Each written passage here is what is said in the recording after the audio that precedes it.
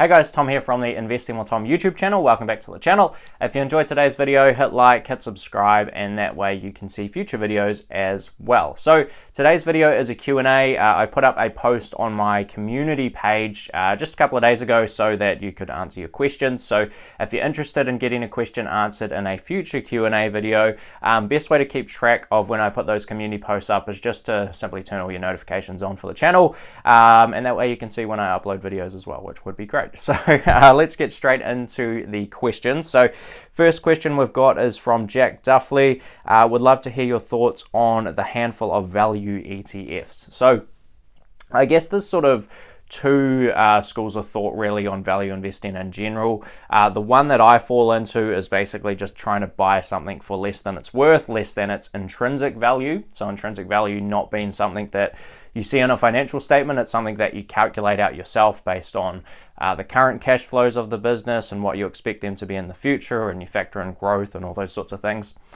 And then there's probably like the older school quantitative value investing, where you tend to just buy something on a single metric or a couple of metrics. So maybe you're buying low PE companies or low price to book companies, or if you're someone like Tobias Carlisle, you're buying low EV to EBITDA companies.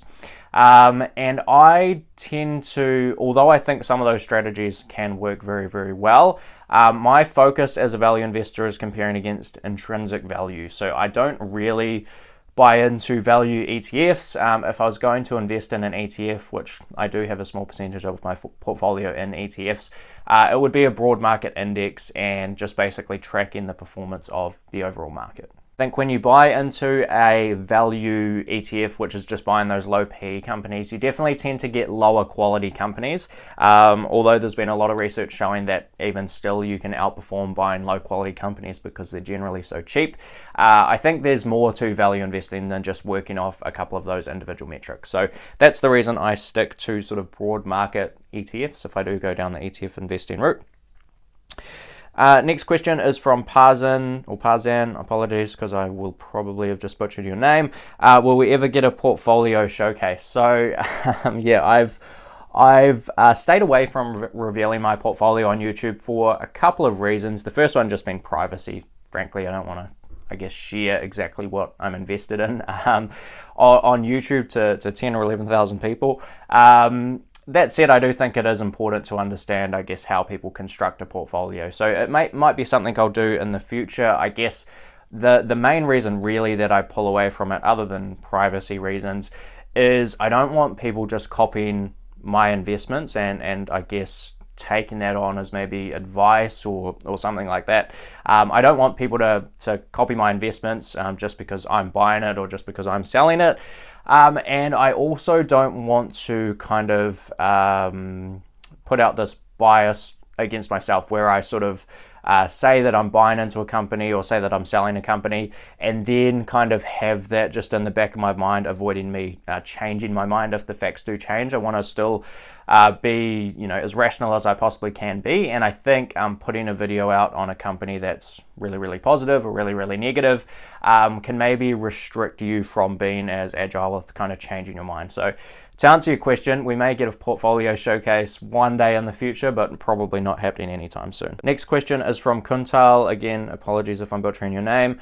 Hi Tom, I'm Kuntal from India. I have two questions. One, current economic condition is deteriorating worldwide, but stock market is up worldwide. Why is this happening?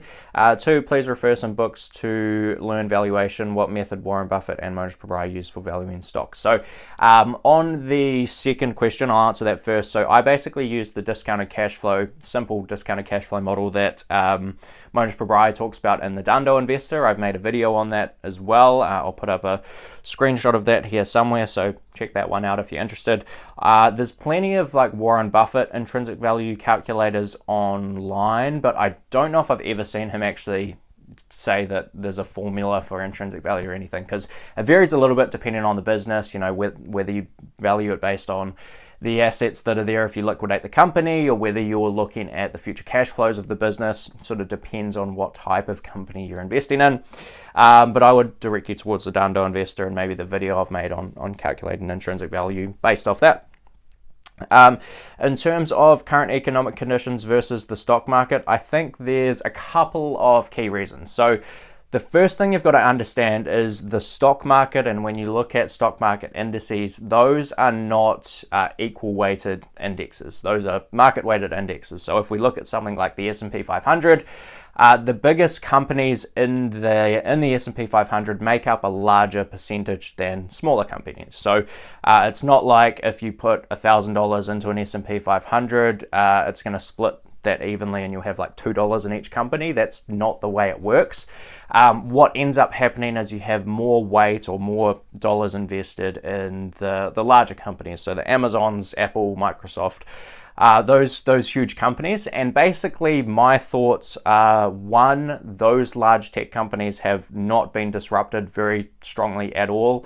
In many cases, they've even benefited from people staying at home and people getting stimulus checks and have more money to spend on things and that kind of stuff. So I think that's one reason. It's not really representative of the average American business. It's focused on those large, very stable technology businesses. And the other thing I think is just interest rates. So the more that interest rates go down and the more that people think interest rates are going to stay down out into the future, which is something that will definitely happen if economic growth slows or if we go into recession, which we already are, then I think that your alternatives for investment are greatly diminished. So if you can only get like 1% or 2% by investing in some sort of government bond, some very safe investment, and then inflation is eating up all of those gains, then you're probably going to look for slightly riskier alternatives that can provide higher returns over the long run, and that just pushes more and more people towards the stock market. So that's sort of my thoughts on what's happening there. Next question is from Labrowski 1988. Hi Tom, could you talk a bit about Apple stock split and how to calculate its fair value now? Thank you. So stock splits are very basic, and I think a lot of people get carried away and kind of misunderstand them for some reason. They think they're gonna, they should buy it before the stock split or sell it after the stock split and do all these weird things. Stock splits are very basic. So think about it like this. I guess if you had a $10 note, and let's say that $10 note represents Apple in this case, and Apple are doing a 5-for-1 stock split. I think they're doing a 4-for-1 in reality, but let's just say you've got this $10 note which represents one share in Apple, and they do a 5-for-1 stock split.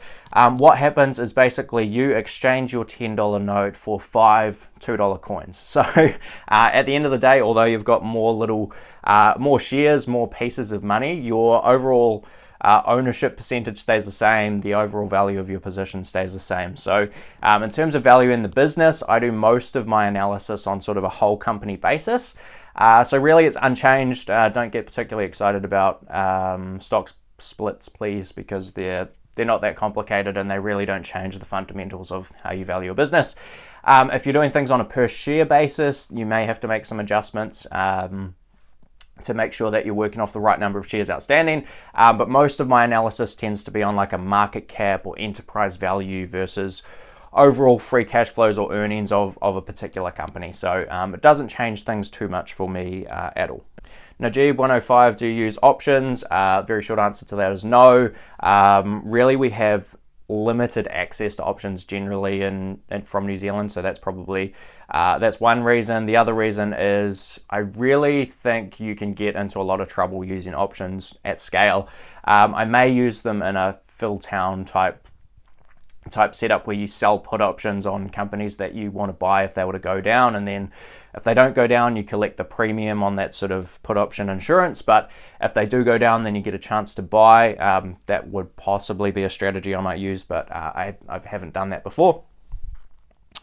Henry Michael, hi Tom, just wondering what you use to create a possible watch list of great companies such as a stock screener. I personally like using capital growth and EPS growth figures as a starting point. Cheers, mate.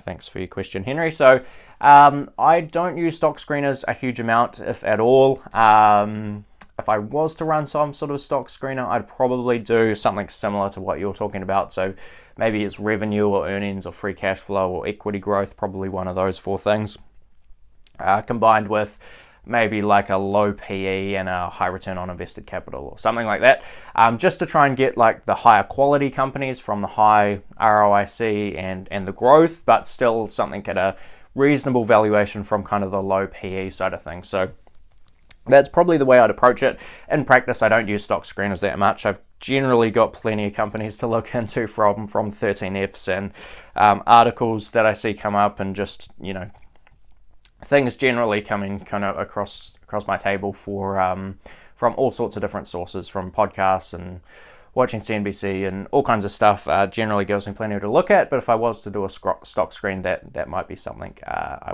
those would be some of the things I might consider. Sting Otara, could you show some of your stocks? I think I've already sort of answered that question, sorry. But there's some questions later here which I probably will let you in on one or two of them. JP, if Apple is a 5x, I think that's trying to say from here, sometime in my future, my maths tells me Berkshire's Apple shares will be worth more than its current market cap. Care to comment? I mean, your maths is right. Apple being a 5x is definitely the larger assumption there.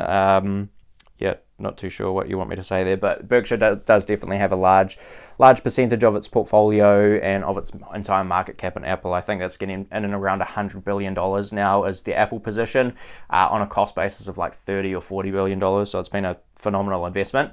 And the market cap for Berkshire is like $480 billion at the moment, I think. So yeah, over 20% of the overall pie, even including all the private businesses. So that's where that's at. Talia M, how about the best and worst stock market investments you've made? And the same for Warren Buffett and Monish Pabrai. What are lessons from the successes and failures? This is probably a video on its own rather than a Q&A. So yeah, I guess for Buffett and Pabrai, and then I'll tell you myself. So I think Buffett's best investment is probably something like Coca-Cola. It was a 10x probably a 10x over 10 or 15 years, something like that. He's made a bucket load of great investments though, so I don't know if I'm going to be able to pick out all the best ones there. Pabrai's is probably something like Fiat Chrysler. So he initially bought that at something like $4 a share. They spun out Ferrari, which on its own was worth about $4 a share a couple of years later. He got paid a really big dividend, and he, I think, ended up with like a 7x or something on that stock over something like 8 years. It came down a little bit just the last year or so when he was selling out of the last of that position, but that would probably be his best investment. Pabrai's worst investment, he's had a few zeros. So I think he had one called Delta Financial, which went bankrupt in 2008. And he had Horsehead Holdings, which also went bankrupt probably something like 2 years ago as well. So those would be Pabrai and Buffett. My worst investment, so I think I've said this a couple of places, maybe not on YouTube, but the only stock I have had where I've locked in a permanent loss of capital, in other words, I've sold it, being down on the position, funnily enough, is Fiat Chrysler. So we just mentioned that being Pabrai's best investment. I was definitely far too late to the party on that, and frankly, if I was given the same fundamentals at the time of making the investment again, I would probably still make that investment. But the shutdowns and everything earlier in the year, they can turn a very capital intensive business from a business that makes reasonable margins to a business that loses money very, very quickly. It can make that happen very quickly. So that's definitely my worst investment to date. Nathan C, value investing teaches us to wait until Mr. Market is most distressed before we buy a stock. Of course, only once we have done our due diligence and have adequate margin of safety, but most recommend to dollar cost average into an ETF. As an index ETF is just a collection of stocks, how does the value investing principle apply to ETF? Does the diversification offered outweigh the approach needed for margin of safety? Interested to hear your approach. So I think if you're buying into an ETF, basically that's sort of a brainless exercise, I guess, and it's very effective. I think, you know, don't take that answer as it's not going to work well or anything. But again, if you're buying into like an S&P 500, there's no way you're going to understand all 500 of those businesses, or probably even the top 10 or 15. And I think if you just contribute to it regularly over a period of time, if you purchase some shares when the market's really, really high and continue to purchase when the market's really, really low, it just sort of balances out, and you basically get the long run average growth. So I don't think you should overthink the ETF investing. Just buy it regularly if that's your strategy. Carol A, 2 questions. Do you have any books, resources, tips about capital allocation or resource allocation in general? I feel like in order to become a good investor, I need to get better at the skill.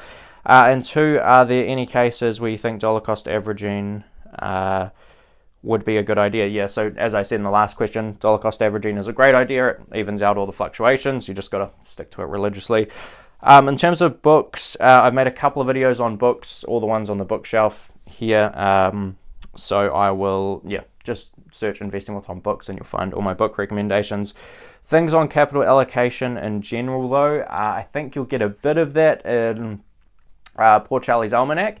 You'll probably get most of that actually from reading something like Warren Buffett's shareholder letters. He talks a lot about capital allocation through that, so check that one out.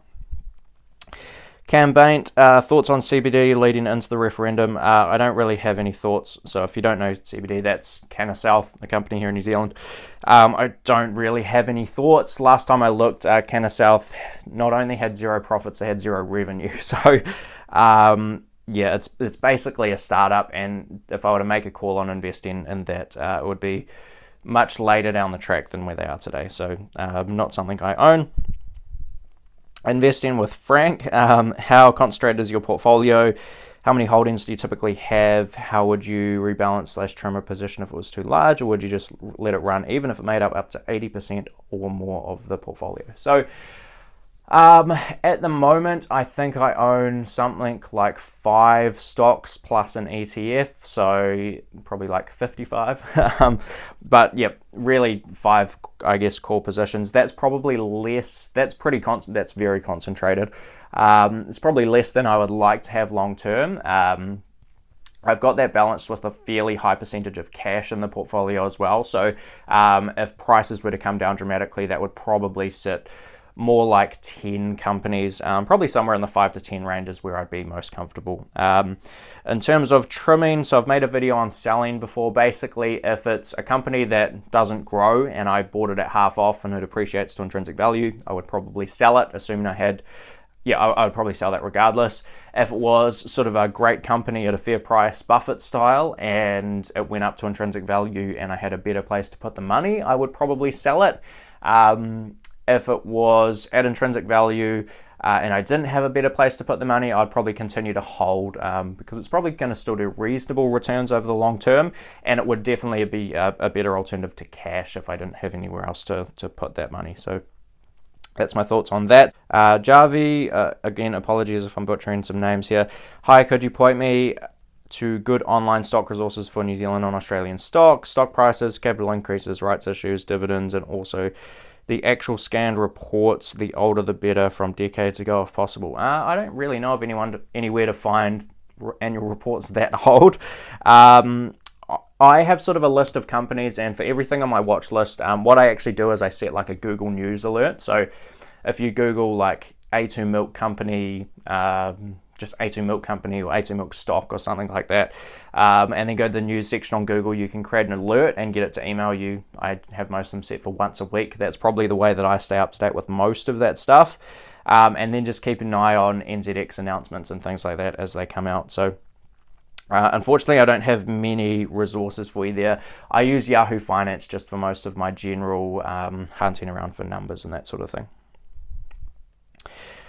Sassy R, how to invest in Australian shares. What's your opinion on technical analysis? I find all of those terms like golden cross, etc. very confusing, but some people seem to do well out of that. Is there any evidence that technical analysis leads to good investing decisions on time in the market? I don't really use technical analysis at all. I buy things for less than intrinsic value. If I find that situation, I just buy it. I don't use technical analysis. And for buying Australian shares, so personally, I do that through ASB Securities. So if you're also in New Zealand, that's how I do it. I believe Sharesight can do that as well, but I've always used ASB for New Zealand and Australia. Loveless Chowla, again, I'm butchering a lot of names here, apologies for that. When do you look at future cash flow of a company to find intrinsic value, and how many years ahead do you look at? Have you invested in SRG yet? Do you still own GrafTech? That's a lot of questions. Okay, so on the first one, I typically look 10 years out. There's not huge reasoning behind that, to be honest, other than it's a nice round number of years to look out. I guess regardless of how many years you look out, you'll tend to have a terminal value on the end. So even if you were to look out 5 years, you might have a terminal value in sort of year 5 for what you sell the business at. After a handful or 6 or 7 years, the length of time doesn't make too much of a difference in terms of the returns that come back in a discounted sort of free cash flow model. So that's generally what I'm looking at. In terms of SRG, so that's Heritage Growth Properties, for anyone that doesn't know. No, I haven't invested in SRG yet. I might do. I'm still digging. It's a tricky one because I think they're trading probably for below liquidation value at the moment. So if you were to sell all of the companies, all of the real estate that they own, today, and pay off all the debts, I think you would make money out of that exercise. So potentially a margin of safety from that aspect. But that was also the case with something like Sears a few years ago. But what happened with Sears was they didn't just liquidate the company, they slowly sold off chunks, all the while having very negative cash flows over a long period of time, and they eventually went bankrupt. So although it looks cheap, I think we do have to focus on, can this company get to positive free cash flows and strong earnings out into the future? That's a bit of an unknown at the moment with everything going on, but they do have a very attractive redevelopment pipeline if things do get moving again. So yet to see what happens there, but I'm certainly continuing to dig, and I'll be listening into conference calls and reports and things as they come out. On the GraphTech one, again, I really don't like to disclose my portfolio positions too much, but yes is the answer to that question. So obviously hasn't performed particularly well, but I do still own GraphTech, and again, I'll be keeping a close eye on it.